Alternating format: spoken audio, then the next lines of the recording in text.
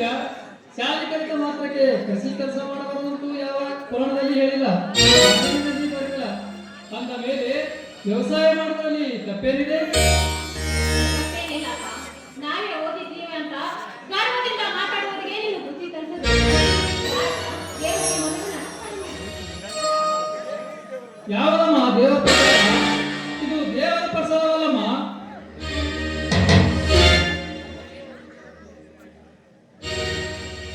ಅತ್ತಿಗೆ 100 ದೇವರನ್ನು ಪೂಜಿಸುತ್ತಿದ್ದ ನಿನ್ನ ಹೆತ್ತ ತಂದೆ ತಾಯಿಯನ್ನು ಪೂಜಿಸು. ಯಾಕಂದ್ರೆ ಆ ದೇವರಿಗೂ ಜನ್ಮ ಕೊಟ್ಟಿರುವ ಒಬ್ಬ ತಂದೆ ತಾಯಿ ಎಂಬುದನ್ನು ಮಾತ್ರ ಮರೆಯಬೇಡ. ಬಲ್ಲವರು ಹೇಳಿದ್ದಾರೆ. ಅಣ್ಣ ಅತ್ತಿಗೆ, ನನಗೆ ನೀವೇ ಎಲ್ಲ ಆಶೀರ್ವಾದ ಮಾಡಿ.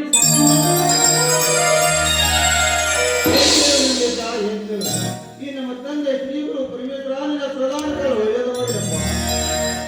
ಹೋಗಿ ಬಿಡಪ್ಪ, ಮೊದಲು ದೇವರ ಪ್ರಸಾದವನ್ನು ತೆಗೆದುಕೋ. ಯಾವದಮ್ಮ ಇದು ದೇವರ ಪ್ರಸಾದ? ಇದು ದೇವರ ಪ್ರಸಾದವಲ್ಲಮ್ಮ. ನಂದಿತ, ಏನ್ ಹೇಳ್ತಾ ಇದೀಯಪ್ಪ ನೀನು? ಸತ್ಯವನ್ನು ಹೇಳುತ್ತೇನಮ್ಮ, ಇದು ದೇವರ ಪ್ರಸಾದವಲ್ಲಮ್ಮ. 10 ತಿಂಗಳ ಕಾಲ ಉತ್ತಿ ಬಿತ್ತಿ ಬೆಳೆದ ಅನ್ನದಾತ ರೈತ ಕೊಟ್ಟ ಅನ್ನ ಪ್ರಸಾದವಿದು.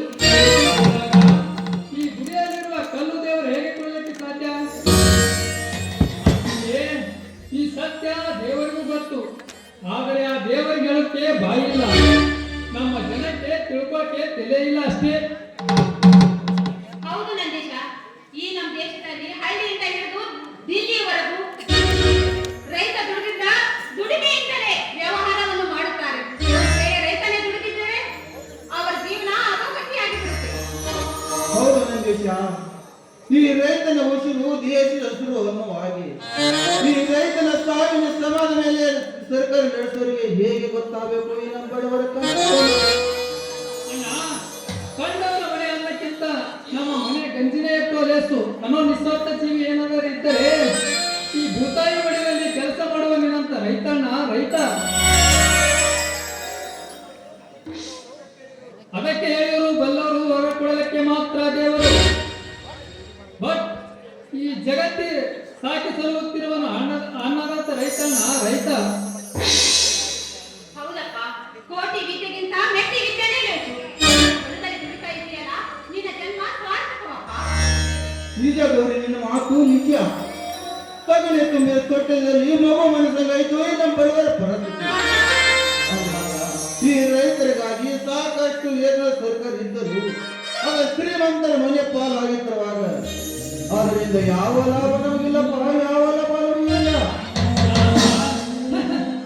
ಅಣ್ಣ, ಈ ಜಗತ್ತಿನಲ್ಲಿ ರೈತ ಅನ್ನನೇ ಬೆಳೆದಿಲ್ಲ ಅಂದ್ರೆ ಈ ಜಗತ್ತೇ ಸರ್ವನಾಶ ಕೊಡುತ್ತೆ. ಅಂತದ್ರಲ್ಲಿ ನಮ್ಮಂತ ಬಡವರ ಮಕ್ಕಳು ಸಲಹೆ ಕುಡಿಲಿಲ್ಲ ಅಂದ್ರೆ ನಮ್ಮ ನಾಳು ಸರ್ಕಾರನೇ ಬಿಟ್ಟು ಹೋಗುತ್ತೆ. ನೋಡೋಣ, ಸರ್ಕಾರ ನಡೆಸಕ್ಕೆ ಕುಡುಕಬೇಕು, ಈ ಜಗತ್ತಿಗೆ ಅನ್ನ ಹಾಕಲಿಕ್ಕೆ ರೈತ ಬೇಕು. ಇಷ್ಟೇನಾ ಈ ಸಮಾಜದ ವ್ಯತ್ಯಾಸ? ಹೋಗಿ ಬಿಡಪ್ಪ.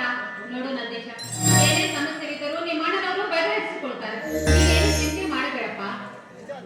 ನಿಜ ಅತ್ತಿಗೆ ನಿನ್ನ ಮಾತು, ಆದರೆ ಈ ಜಗತ್ತಿನಲ್ಲಿ ಒಂದೇ ಒಂದು ದಿನದಲ್ಲಿ ಕೋಟ್ಯಾಂತರ ಸೂಜಿ ತಯಾರು ಮಾಡಬಲ್ಲ ಫ್ಯಾಕ್ಟರಿಗಳಿರುವ ಈ ಕಾಲದಲ್ಲಿ ಅಂತ ಒಂದು ಸಣ್ಣ ಸೂಜಿಗೂ ಒಂದು ನಿರ್ದಿಷ್ಟವಾದ ಬೆಲೆ ಇದೆ.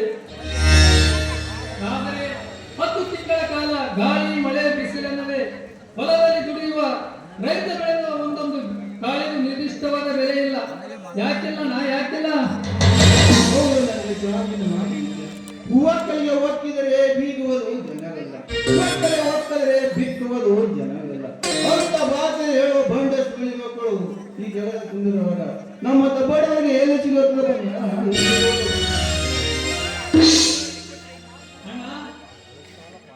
ಇಂಥ ಕಟು ಸತ್ಯವನ್ನು ಕಂಡಂಗೆ ಕಂಡಿದ್ದು ಹೇಳಿದ್ರೆ ಕೆಂಡದಂತೆ ಸಿಟ್ಟು ಬಂದು ಸೊಂಡೆ ಊದಿಸಿಕೊಳ್ಳ ಪುಂಡ ರಾಜಕಾರಣಿಗಳಿಗೆ ಮುಖ್ಯಮಂತ್ರಿ ಗೊತ್ತಾಗಕ್ಕ ನಾಯಿ ರೈತರ ಕಷ್ಟ.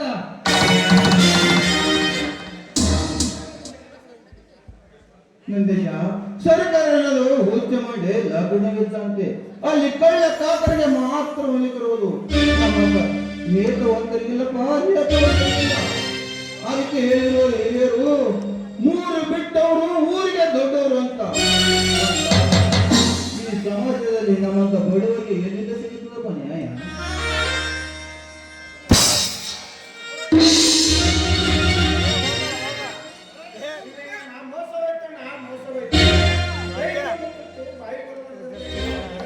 ಗೊತ್ತಪ್ಪ? ಅಣ್ಣ ಕರುಳು ಹರಿಯುತ್ತದೆ, ಕರುಳು ಹರಿದೆ ನೋಡೋಣ. ನಾವಿಬ್ಬರು ಒಂದೇ ಕರುಳುಗಳಿಗೆಯಲ್ಲಿ ಜನಿಸಿ ಬಂದನ್ನು ಮಾತ್ರ ಮರೆಯಬೇಡ. ನಿನ್ನನ್ನು ಗಮನಿಸಿದರೆ ಗೊತ್ತಾಗುತ್ತೆ ಏನೋ ಆಗಿದೆ ಅಂತ. ಬಸಪ್ಪ, ನೀನಾದ್ರೂ ಹೇಳು. ಅದೇ ನಿನ್ನ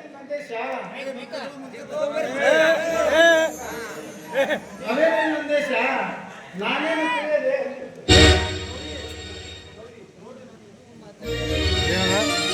ನೋಡು ನಂದೇಶ, ಸಮಾಧಾನದಿಂದ ಬಂದರೆ ಶಾಂತಿ ದೂರವಾಗಬೇಕು. ಸಮರಕ್ಕೆ ಬಂದರೆ ಕ್ರಾಂತಿ ವೀರನಾಗಬೇಕು. ಆಗ ನ್ಯಾಯಕ್ಕೆ ಅರ್ಪಿಸುವುದು. ಅಣ್ಣ, ಅತ್ತಿಗೆ, ಸತ್ಯ ಏನೆಂದು ಇನ್ನೊಂದು ಮರು ಮಾತನಾಡದೆ ಸತ್ಯ ಏನೆಂದು ಹೇಳಿ. ನಂದೇಶನ ಆಣೆ. ಹೌದಣ್ಣ, ಹೌದು. ನಿಮ್ಮಂತ ರೈತರು ಈ ರೀತಿ ತಾಳ್ಮೆ ತೆಗೆದುಕೊಂಡಿದ್ದಕ್ಕೆ ತಾನೇ ತಲೆ ಮ್ಯಾಲ ಹತ್ತಿ ಕುಳಿತಿದ್ದಾರೆ ಈ ಬಂಡ ಪೂರ್ಣದ ಸಮಾಜದ ಜನರು. ಆಗ ತಾಳ್ಮೆ ಅನ್ನೋ ಜಾಗದಾಗ ಸ್ವಲ್ಪ ಸಿಟ್ಟಿದ್ದರೆ ಸರಿಯಾಗಿ ಬಿಡ್ತಿತ್ತಣ್ಣ ಈ ಹಕ್ಕಳ ಸಮಾಜ ಏನೆಂದು. ಅದು ಏನಿಲ್ಲ ಗಣೇಶ, ಮುಂಗಾರು ಮಳೆಗೆ ಹಚ್ಚಬೇಕಂತ ಒಳ್ಳೆಯ ಬೀಜ ಚೆಲ್ಲಿದು ಒಳ್ಳೆ ಹದವಿದ್ದರೂ ಮೊಳಕೆ ಹೊತ್ತಿಗೆ ಕೊಳತು ಹೋಗಿದ್ದಾರೆ. ಅದಕ್ಕಾಗಿ ಉಳಿಯ ಬೀಜ ಚೆಲ್ಲಿದ ರೈತರೆಲ್ಲ ಕಂಗಲವಾಗಿ ಕಣ್ಣಿನಲ್ಲಿ ಕೈತಳು ತೆಗೆದಪ್ಪ.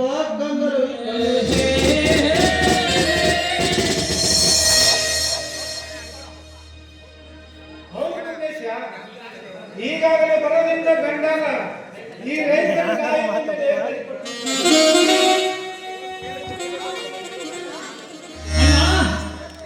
ಹೊರತು ಹೋಗುವಂತ ಕಲ್ಪೆ ಬೀಜ ಅಧಿಕಾರಿಗಳನ್ನು ಕಟ್ಟಿ ಹಾಕಿ ಹಾಕಿದ್ರೆ ತಟ್ಟಂತ ಒಗ್ಗಟ್ಟವಾಗಿ ಸೇರಿ ಹಾಳದ ಬೀಜಕ್ಕೆ ಪರಿಹಾರ ವಸೂಲಿ ಮಾಡಲಾಯಿತು. ಪರಿಹಾರ ಪರಿಹಾರ ಎಂಬುದು ಈ ರೈತರ ಮೂಗಿಗೆ ಒರೆಸುವ ತುಪ್ಪ ಇದ್ದಾಗ ತಪ್ಪು ಮಾಡಿದವರು ಒಪ್ಪಿಕೊಂಡು ಪರಿಹಾರ ಕೂಡ ಕಂಪನಿ ಸಮಯಕ್ಕೆ ತಾಯಿಗಿಂತ ಮಗಳು ದೊಡ್ಡವಳು ಅಂದಾಗಿ ಸಾಲಕ್ಕೆ ಬಡ್ಡಿ ಹೆಚ್ಚಿಗೆ ಬೆಳೀತದಪ್ಪ. ಸಾಲಕ್ಕೆ ಬಡ್ಡಿ